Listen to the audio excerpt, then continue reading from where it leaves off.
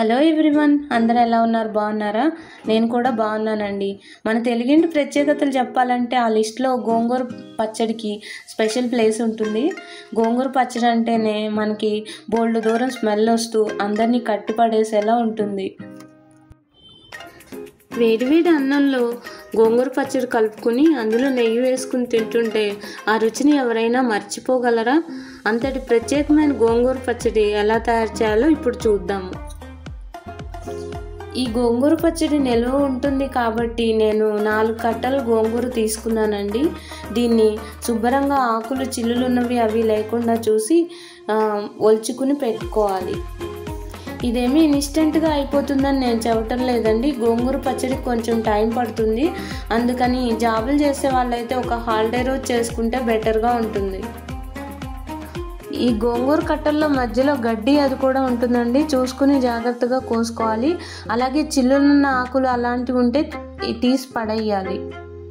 అలాగే దీనికి ఇసుక మట్టి కూడా చాలా ఎక్కువగానే ఉంటాయి, అందుకని 1కి 2 సార్లు కడుక్కుంటే బెటర్. నేను ఈ ఆకుని 2 సార్లు వాష్ చేశాను. గోంగూర టేస్ట్ మాత్రమే కాదండి, ఇందులో ఐరన్, కాల్షియం, విటమిన్ సి, ఇంకా యాంటీ ఆక్సిడెంట్స్ అలాంటివి చాలా ఉంటాయి. అందుకని మన హెల్త్కి కూడా చాలా మంచిది. ఇది రక్తహీనతను తగ్గిస్తుంది, అలాగే డైజెషన్ని ఇంప్రూవ్ చేస్తుంది. చూసారుగా ఇందులో ఎంత ఇసుకుందో, అందుకే 1కి 2 సార్లు వాష్ చేయటం ఎప్పుడూ బెటరు. తర్వాత దీన్ని ఒక చిల్లులు బుట్టలో వేసి నీళ్ళోడే వరకు ఉంచాలి. ఎందుకంటే ఇందులో మనకు తెలియకుండా చాలా ఎక్కువ వాటరే ఉంటుంది. నీళ్ళోడే వరకు ఉంచటం బెటరు. మనకి గోంగూర కోసేటప్పుడు చాలా ఎక్కువగా కనపడుతుంది, కానీ ఇది ఆరిన తర్వాత చాలా కొంచెం అయిపోతుందండి. నీళ్ళన్నీ ఓడిన తర్వాత ఒక పొడి క్లాత్ తీసుకుని దాని మీద గోంగూరని ఆరబోసుకుంటే బెటర్. ఎందుకంటే అలాగే ఉంచితే తడి ఎప్పటికీ అలాగే ఉంటుంది, పచ్చడి కూడా నిలువ ఉండదు. కొంచెం సేపటి తర్వాత ఈ గోంగూరని రివర్స్ చేస్తే బెటర్, ఎందుకంటే అప్పుడు త్వరగా ఆరుతుంది. గోంగూర పూర్తిగా పొడిగా అయిపోయిందండి. ఇప్పుడు దీనికి ఏమేం కావాలో చూద్దాము.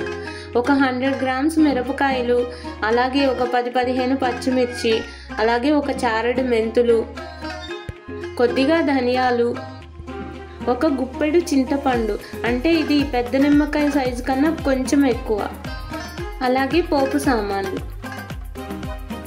ఇప్పుడు ప్రాసెస్ ఏంటో చూద్దాం.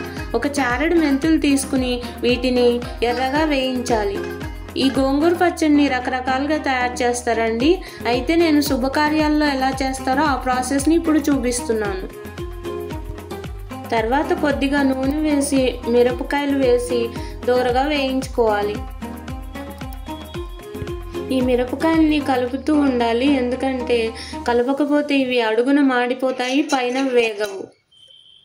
ఈ గోంగూర పచ్చడిని కొంచెం శ్రద్ధగా చేయాలనే చెప్పాలి, ఎందుకంటే అటు ఇటుగా చేస్తే దీని టేస్టే మారిపోతుంది. ఈ మిరపకాయలన్నీ బాగా వేగిన తర్వాత దీన్ని ఒక ప్లేట్లోకి ట్రాన్స్ఫర్ చేసుకుని అదే మూకుట్లో కొద్దిగా ఆయిల్ వేసి పచ్చిమిరపకాయలు కూడా వేగేంత వరకు వేయించుకోవాలి. అలాగే ఇంకో స్టవ్ మీద కొద్దిగా వాటర్ పెట్టి అందులో మనం తీసుకున్న చింతపండును కూడా నానేంత వరకు స్టవ్ మీద పెట్టి మరిగించుకోవాలి.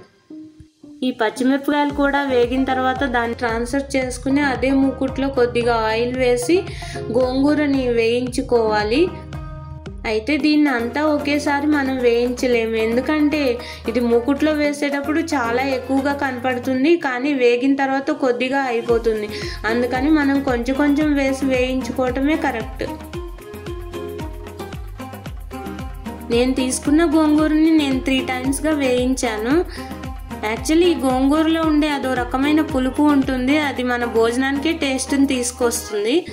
ఈ గోంగూరలో చాలామంది వెల్లుల్లిని కూడా వాడతారు, కాకపోతే ఇది 1 మంత్ నిల్వ ఉంటుంది, ప్లస్ ఫెస్టివల్ సీజన్ కాబట్టి నేను వెల్లుల్లిని వాడట్లేదు. అసలు గోంగూర పచ్చడి లేని ఏ ఫంక్షన్ కానీ, పెళ్ళిళ్ళను కానీ, విందులు వినోదాలను కానీ మనం అసలు ఊహించలేము. ఎందుకంటే ఏ ఫంక్షన్స్కి వెళ్ళినా గోంగూర పచ్చడి అన్నది కంపల్సరీగా ఉంటుంది. ఇందులో కొద్దిగా ధనియాలు వేయటం వల్ల దీని టేస్ట్ ఎన్హాన్స్ అవుతుంది.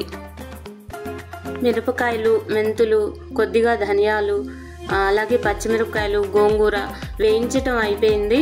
చింతపండు కూడా మరిగించటం అయిపోయింది. ఇప్పుడు నెక్స్ట్ ప్రాసెస్ చూద్దాం. మిరపకాయలని కొంచెం బరకగానే మిక్స్ చేసుకోవాలండి. అలాగే ధనియాలు మెంతులు కలిపి మిక్స్ చేసుకోవాలి. తర్వాత అదే మిక్సీ జార్లో పచ్చిమిరపకాయలు, ఆ తర్వాత చింతపండు కలిపి మిక్స్ చేసుకోవాలి.